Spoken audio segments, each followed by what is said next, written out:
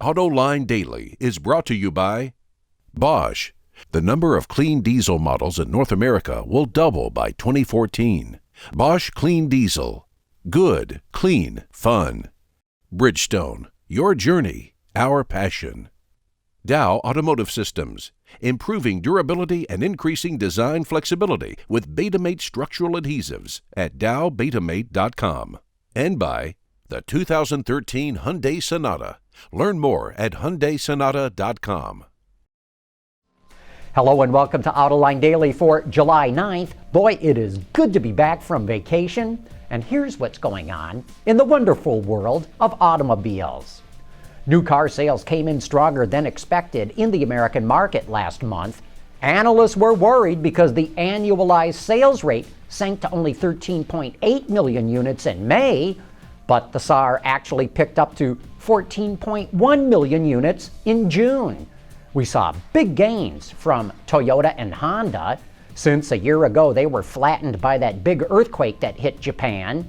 But if we look at who's doing best in a month-to-month comparison instead of year-to-year, the Detroit 3 actually picked up some market share. But that was completely thanks to General Motors, which had a good month.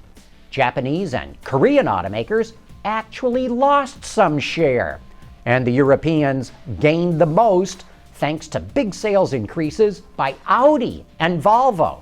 But if you have to single out a single brand, then Cadillac gained the most in this month-to-month comparison. Well, here's another reason why new vehicle sales are slowing down in China. The city of Guangzhou, like Beijing and other large cities, is limiting car sales to try to reduce pollution and traffic jams. But car dealers in Guangzhou were forced to pull an all-nighter to try and keep up with people who wanted cars before those restrictions kicked in. Bloomberg reports 57 stores at an auto mall were open around the clock to serve a horde of car shoppers big enough to fill 4 soccer fields. Speaking of China, the Obama administration filed a complaint with the World Trade Organization over China imposing duties on American-made cars. Vehicles with engines larger than 2.5 liters face anti-dumping duties in China. And that's about 80% of all the vehicles that the U.S. exports to the country. China says cars imported from the U.S. were selling below market value in the country.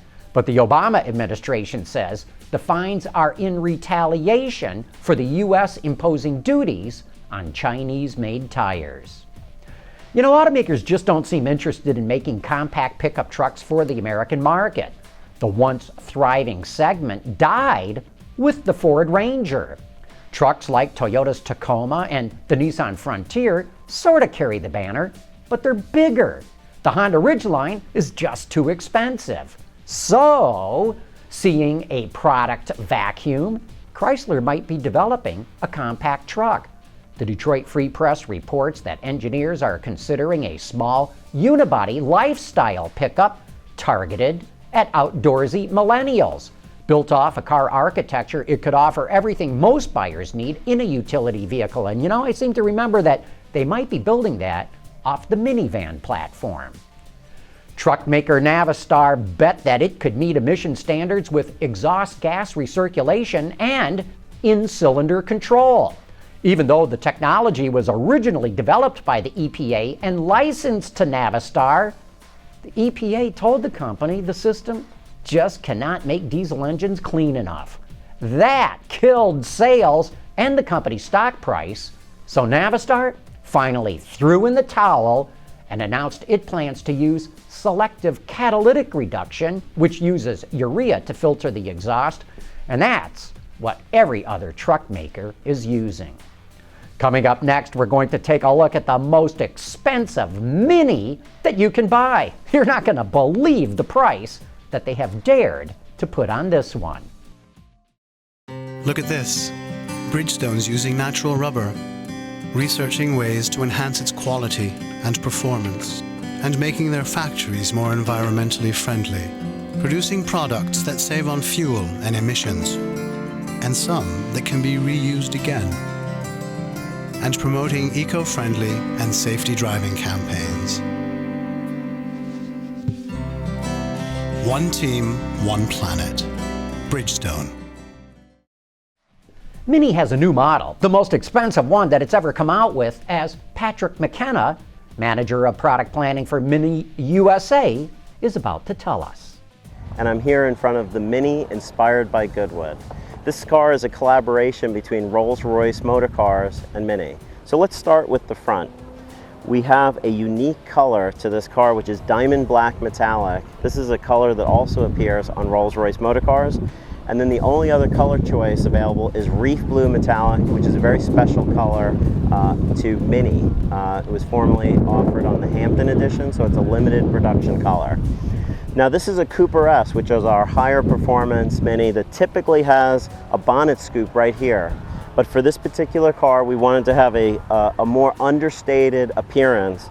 So this is the only Cooper S you'll see with a standard Cooper bonnet, which is very understated.